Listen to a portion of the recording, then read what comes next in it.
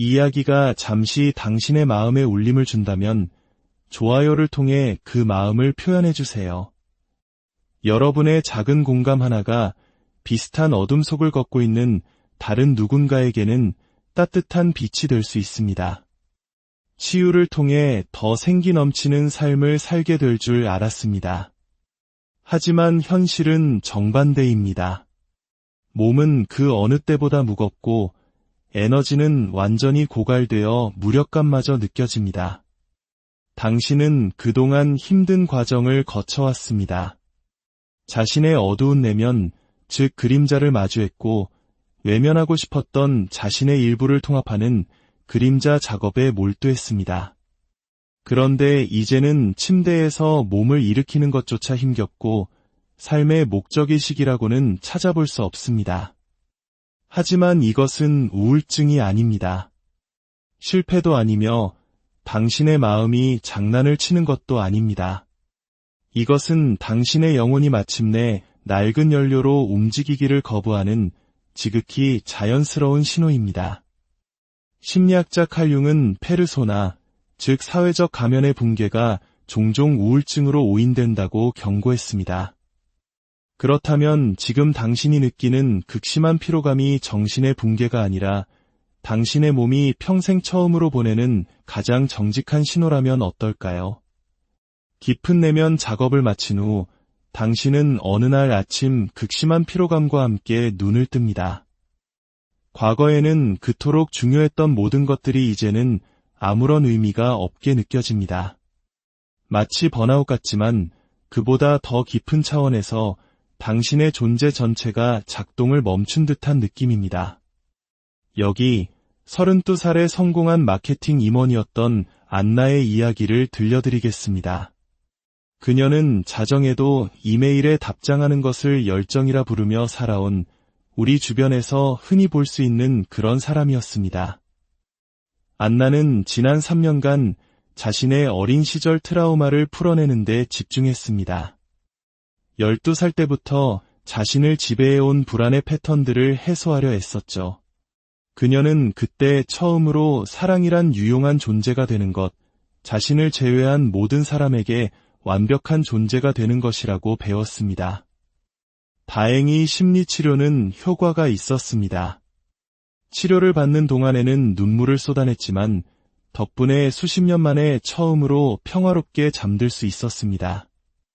내면 아이 작업을 통해 자신이 어릴 적부터 다른 사람의 감정까지 짊어지고 살았는지 깨닫게 되었습니다.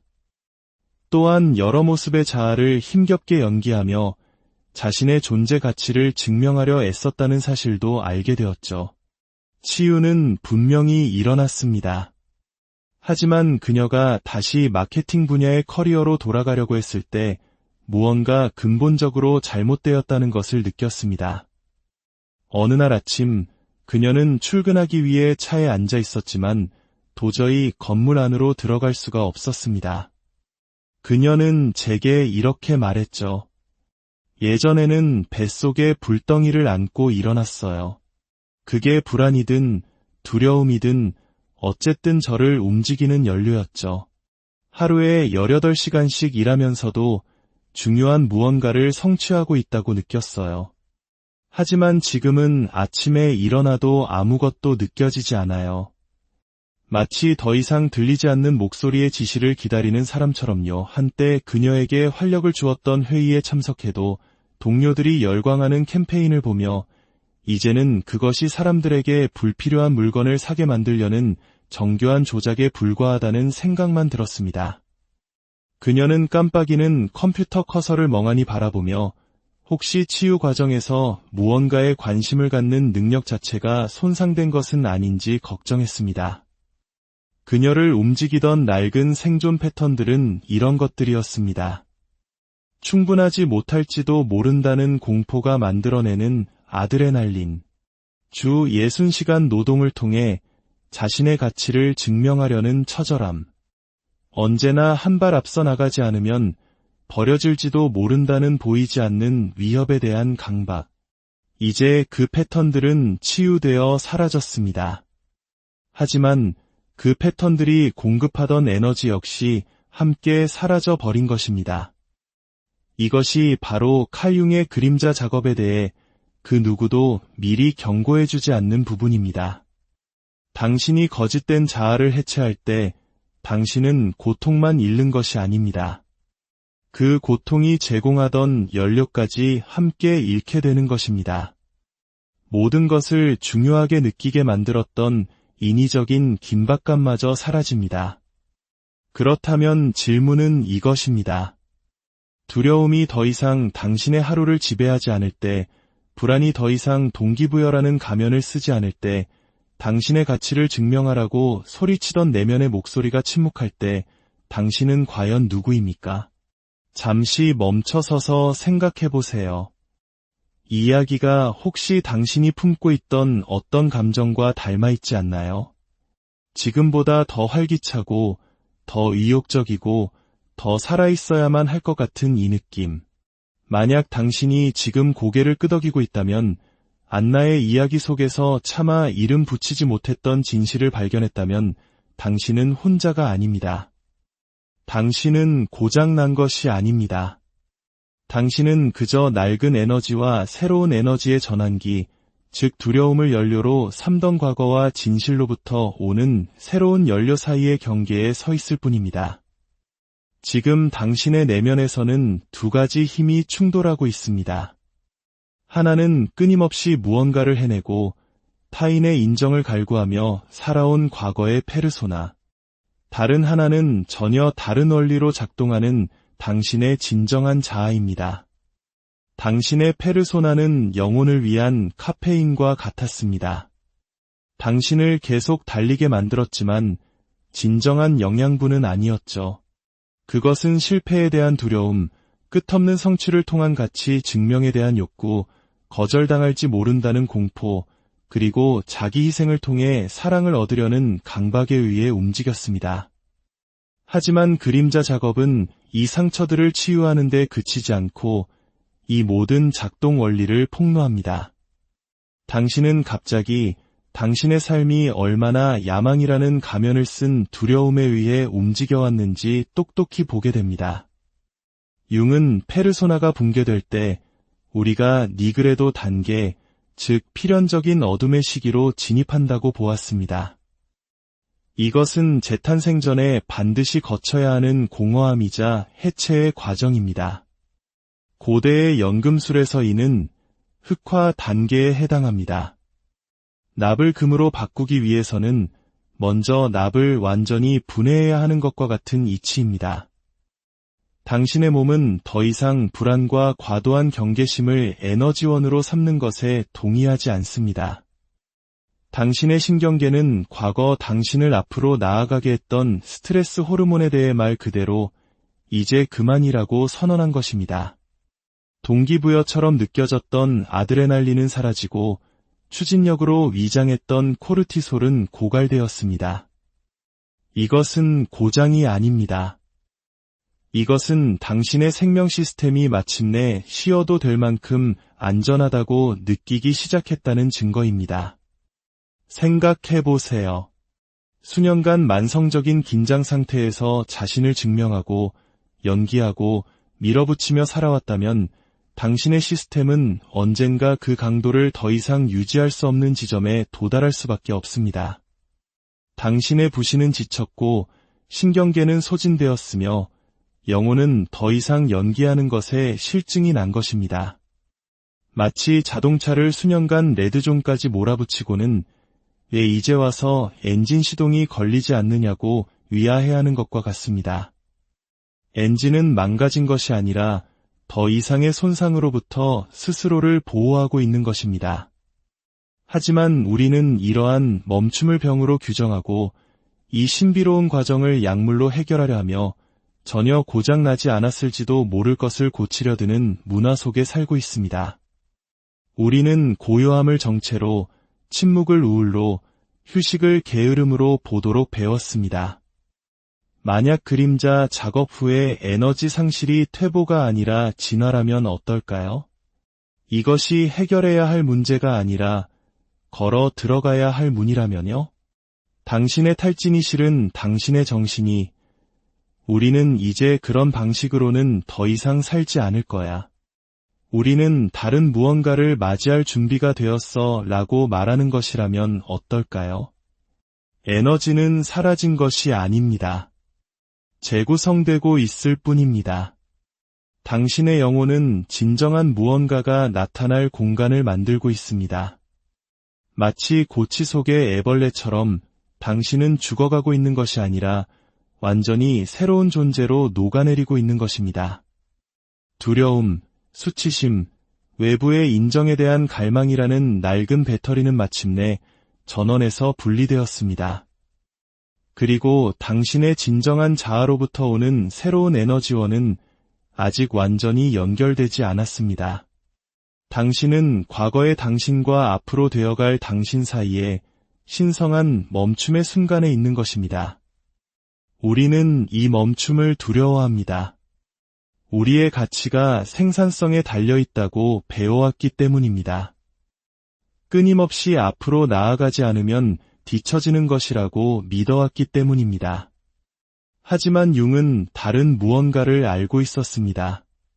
그는 정신에도 고유한 리듬과 계절이 있으며 죽음과 재탄생이라는 필연적인 순환 주기가 있음을 이해했습니다. 이 과정을 서두르는 것은 마치 겨울에 억지로 꽃을 피우려는 것과 같다는 것을 알았습니다.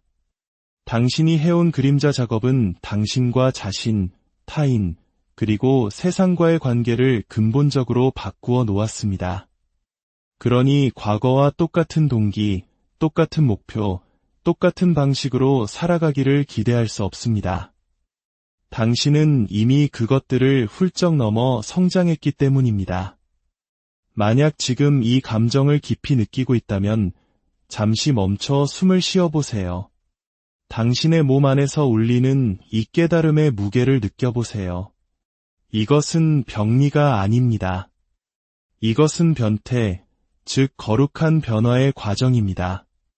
극심한 피로감이 해결해야 할 문제가 아니라 변화로 들어가는 문이라면 어떨까요? 융은 이렇게 썼습니다. 모든 혼돈 속에는 질서가 있고 모든 무질서 속에는 비밀스러운 순서가 있다.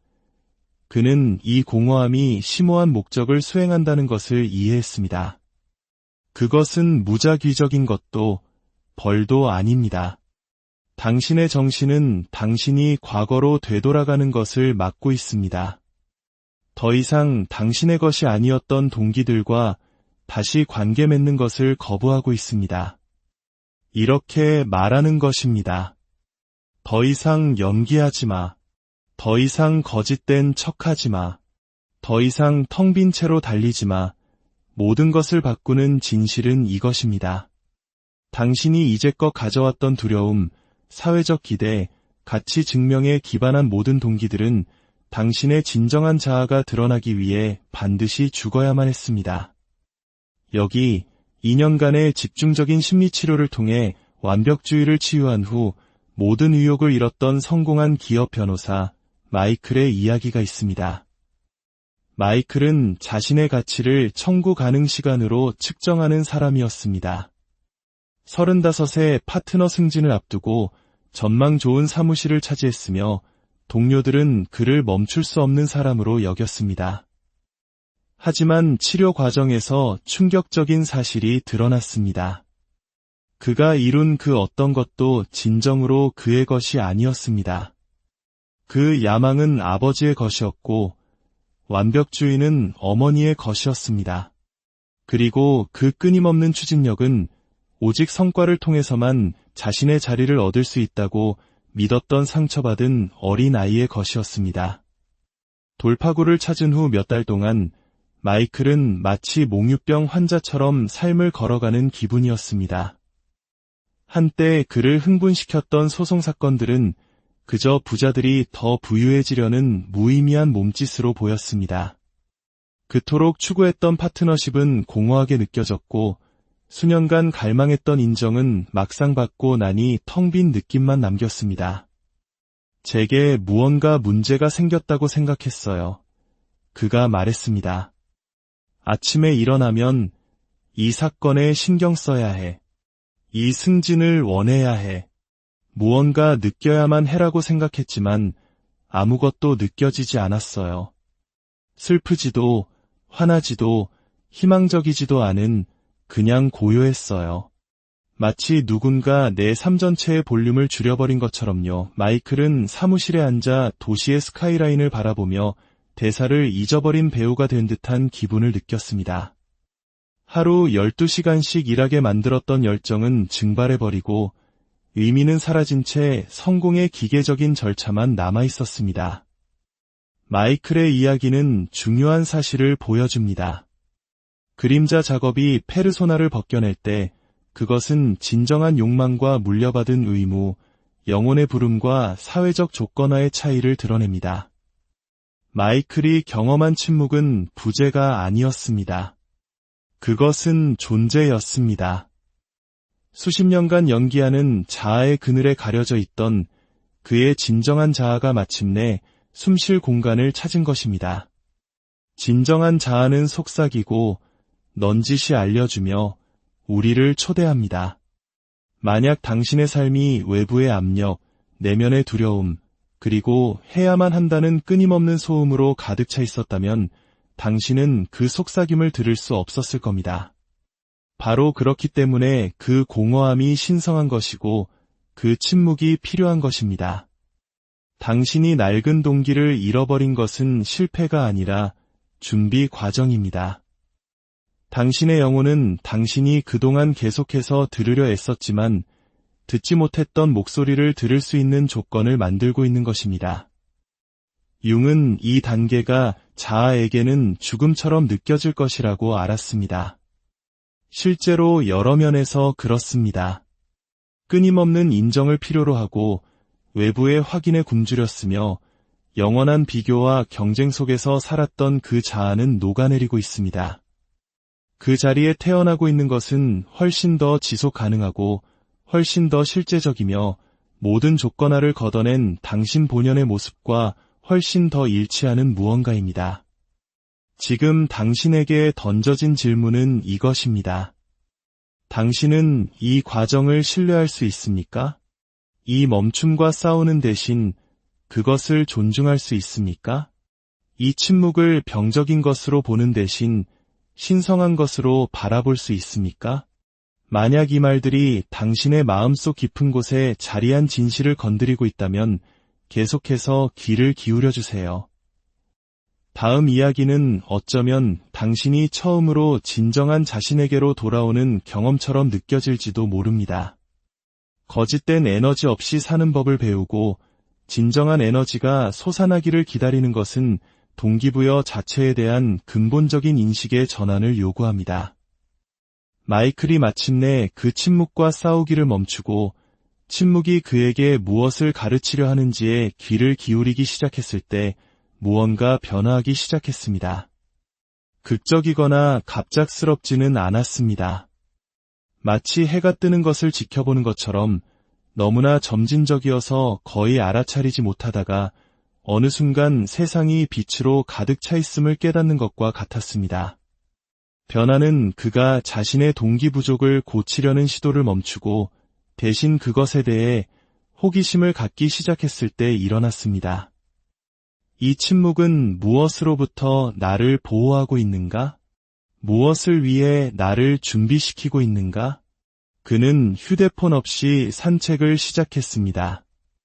운동이나 인맥 관리의 기회가 아니라 그저 움직임을 위한 움직임, 바깥에 있기 위한 존재함. 어떠한 의제도, 목표도, 성공이나 실패의 척도도 없이 말입니다. 수천 번 차를 타고 지나쳤지만 단 한 번도 제대로 본 적 없었던 동네 길을 걷던 어느 날 그는 수년간 버려진 채 방치된 공동체 정원을 발견했습니다. 부서진 울타리 사이로 잡초가 자라고 텃밭은 흙으로 돌아가고 있었으며 깨진 창문을 가진 작은 온실이 오후의 햇살을 받고 있었습니다. 그곳에 잠재력, 슬픔, 그리고 잊혔음에도 불구하고 지니고 있는 존엄함이 지난 몇 달간 그 어떤 것도 건드리지 못했던 그의 마음을 움직였습니다. 논리적인 마음이 아니라 더 깊은 무언가에게 말을 걸어왔습니다. 부서짐 속에서 아름다움을, 버려짐 속에서 가능성을 알아보는 어떤 감각이었습니다. 그는 그 감정을 무시하거나 사업 기회로 바꾸려 하지 않고 그저 그 감정과 함께 앉아 있었습니다. 그는 정기적으로 그곳을 방문하며 그 공간이 어떤 느낌인지, 무엇이 되고 싶어 하는지를 스케치하기 시작했습니다. 이것은 직업적인 목표나 금전적인 동기에서 비롯된 것이 아니었습니다. 그것은 호기심, 아름다움, 그리고 설명할 수는 없지만 그럴 필요도 없는 어떤 오름에 대한 감각에서 비롯되었습니다. 그 호기심은 결국 그 땅의 주인인 한 할머니와의 대화로 이어졌습니다. 그녀는 남편이 세상을 떠난 후 그 공간을 어떻게 해야 할지 고민하고 있었습니다. 그 대화는 이웃들, 지역 환경단체와의 또 다른 대화로 이어졌습니다. 천천히, 부드럽게, 어떠한 강요나 긴급함 없이 하나의 비전이 떠오르기 시작했습니다. 사업 계획서가 아니라 하나의 가능성이었습니다. 그 만약에는 그가 수년간 해왔던 그 어떤 일보다도 더 실제적으로 느껴졌습니다. 만약 이곳이 다시 공동체 공간이 될 수 있다면, 이웃들이 함께 음식을 키우고 아이들에게 흙에 대해 가르치고 예면받던 도시의 한 구석에 아름다운 무언가를 만들 수 있다면, 이 전환의 과정에서 마이크를 지지해준 습관들은 단순한 주의 기울이기였습니다. 피로와 싸우는 대신 자신의 피로에 대해 일기를 썼습니다. 탈진이 어떤 느낌인지, 무엇으로부터 자신을 보호하고 있는지, 무엇을 위해 준비시키고 있을지를 적었습니다. 소음으로 채우는 대신 침묵과 함께 앉았습니다. 진정한 자아의 속삭임이 나타날 공간을 만들었습니다. 탈진을 해결해야 할 문제로 보는 대신 신성한 멈춤으로 대했습니다. 호기심의 작은 불꽃을 따랐고 강요된 야망보다 부드러운 이끌림을 신뢰했습니다. 융은 진정한 동기부여는 두려움에 기반한 추진력과는 완전히 다른 느낌이라고 가르쳤습니다. 그것은 불안하지도 절박하지도 결핍이나 증명의 욕구에 의해 움직이지도 않습니다. 그것은 고요하고 꾸준하며 부인할 수 없습니다. 마치 인공조명과 햇빛의 차이와 같습니다. 둘 다 볼 수 있게 해주지만 하나는 영향을 공급하는 반면 다른 하나는 그저 비추기만 할 뿐입니다. 진정한 자아가 당신을 움직이기 시작할 때 당신은 허둥대지 않고 응답합니다. 굶주린 사람처럼 기회를 쫓는 대신 자신이 그 자리에 속해 있음을 아는 사람처럼 그것을 알아봅니다. 당신을 위한 성찰의 질문입니다. 낡은 강렬함으로 억지로 돌아가려는 대신 이 부드러운 나타남을 신뢰하는 것은 어떤 느낌일까요? 이 고요한 속도가 게으름이 아니라 지혜라면 어떨까요? 최근 당신의 주의를 끌었던 작은 호기심들은 무엇이었나요? 당신의 낡은 성공 개념에 맞지 않는다는 이유로 무시해왔던 부드러운 이끌림은 무엇이었나요? 진정한 에너지가 돌아올 때 그것을 인식하기 위해서는 새로운 언어를 배워야 합니다. 저항의 언어가 아닌 공명의 언어, 강압적인 밀어붙임이 아닌 자기장 같은 이끌림, 인위적인 긴급함이 아닌 유기적인 타이밍의 언어를 말입니다.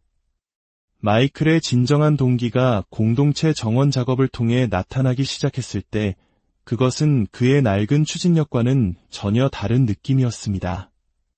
불안도, 긴급함도, 시간에 쫓기거나 타인과 경쟁한다는 느낌도 없었습니다. 대신 그의 뼛속까지 스며드는 조용한 확신, 부드럽지만 틀림없는 오름에 대한 감각이 있었습니다. 그림자 통합 후의 진정한 에너지는 소리치기보다 속삭입니다. 뒤에서 밀기보다 앞에서 이끌어줍니다. 텅 빈 결핍이 아닌 가득 찬 충만함에서 오기 때문에 지속 가능합니다.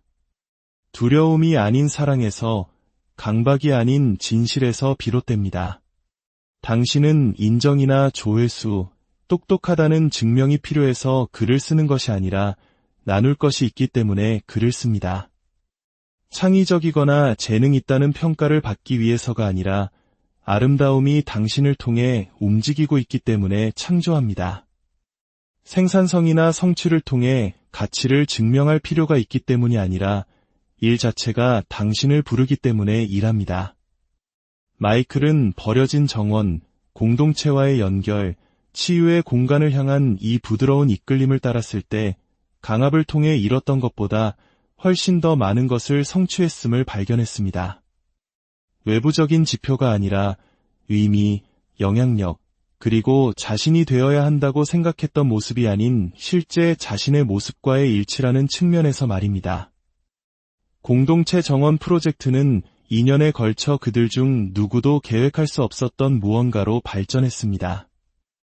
몇 개의 텃밭을 복원하는 것에서 시작된 일은 동네의 중심지가 되었습니다.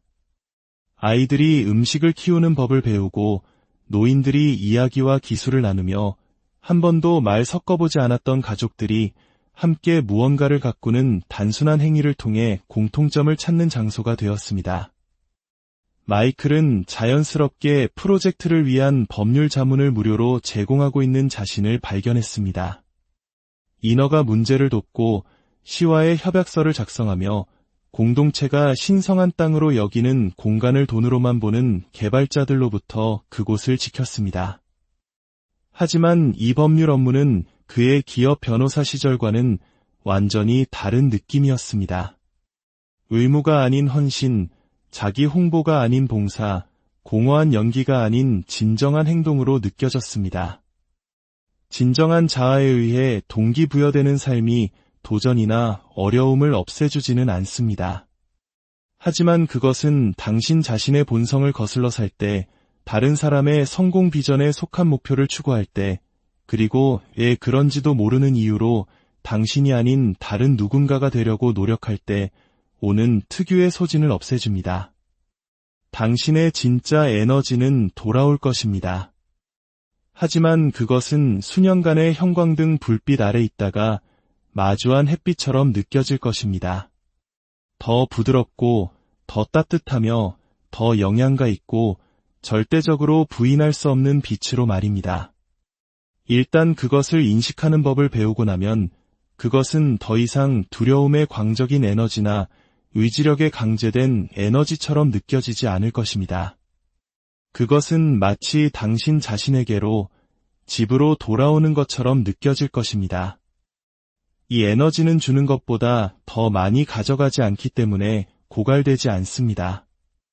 당신의 개인적인 욕망보다 더 큰 무언가에 연결되어 있기 때문에 당신을 공허하게 만들지 않습니다. 당신이 무엇을 원하는지가 아니라 당신이 누구인지에 뿌리를 두고 있기 때문에 상황이 변해도 사라지지 않습니다. 당신은 지쳐있다고 해서 실패하고 있는 것이 아닙니다. 당신은 다시 태어나기 위해 준비하고 있는 것입니다. 당신이 두려워했던 그 공허함은 당신의 진정한 자아가 말하기 위해 기다리고 있던 바로 그곳입니다. 당신이 채우려고 애썼던 그 텅 빈 공간은 당신이 이전에 경험했던 그 어떤 것보다 더 실제적이고 더 지속 가능하며 더 진정으로 당신다운 무언가를 위해 만들어진 공간입니다. 당신의 영혼은 마침내 연기를 멈출 만큼 충분히 강해졌습니다. 당신의 정신은 마침내 진정한 욕망과 물려받은 의무의 차이를 구별할 만큼 충분히 통합되었습니다. 당신은 마침내 인위적인 긴급함에 의존하는 대신 진정한 영감을 기다릴 만큼 충분히 치유되었습니다. 융이 자신의 마음을 들여다볼 수 있을 때 당신의 비전은 명확해진다. 밖을 보는 자는 꿈을 꾸고 안을 보는 자는 깨어난다. 곧 썼을 때 의미한 것이 바로 이것입니다. 침묵에 귀를 기울이세요. 귀가 아니라 당신의 마음으로. 그 침묵이 당신에게 무엇을 말하려 했나요? 무엇으로부터 당신을 보호하고 있었나요? 무엇을 위해 당신을 준비시키고 있었나요? 당신의 진정한 에너지는 돌아올 것입니다. 두려움이 아닌 진실로부터, 강박이 아닌 사랑으로부터, 연기하는 페르소나가 아닌 당신의 진정한 자아로부터. 그것은 마치 결코 잊은 적 없는 무언가를 기억해내는 것처럼 한 번도 가본 적 없지만 왠지 모르게 알아볼 수 있는 집으로 돌아오는 것처럼 느껴질 것입니다. 생산성을 강요하는 대신 침묵에 귀 기울이세요. 멈춤과 싸우는 대신 그것을 신성하게 존중하세요. 이 공허함을 통과하는 당신의 이야기는 자신이 망가졌다고 생각하는 다른 누군가에게 그들이 실제로는 변화하고 있다는 것을 알려주는 바로 그 메시지가 될 수 있습니다. 공허함은 당신 이야기의 끝이 아닙니다. 그것은 당신이 살아온 삶과 당신이 살아가야 할 삶 사이의 쉼표입니다. 그리고 상처 입은 자아가 아닌 진정한 자아로부터 오는 그 삶은 기다릴 가치가 충분합니다. 당신의 탈진은 시스템의 버그가 아닙니다. 그것은 의도된 기능입니다. 우리는 이제 그런 방식의 존재됨을 끝냈어. 우리는 진짜를 맞이할 준비가 되었어. 라고 말하는 당신 정신의 방식입니다. 멈춤을 신뢰하세요. 공허함을 존중하세요. 침묵에 귀를 기울이세요. 당신의 진정한 자아는 그 안에서 소음이 잦아들고 마침내 말할 수 있게 되기를 기다리고 있습니다. 그리고 그 목소리가 들릴 때 당신은 진정으로 당신의 것이 아니었던 모든 것을 잃어야만 했던 이유를, 그리고 언제나 당신의 것이었던 모든 것을 찾게 된 이 순간을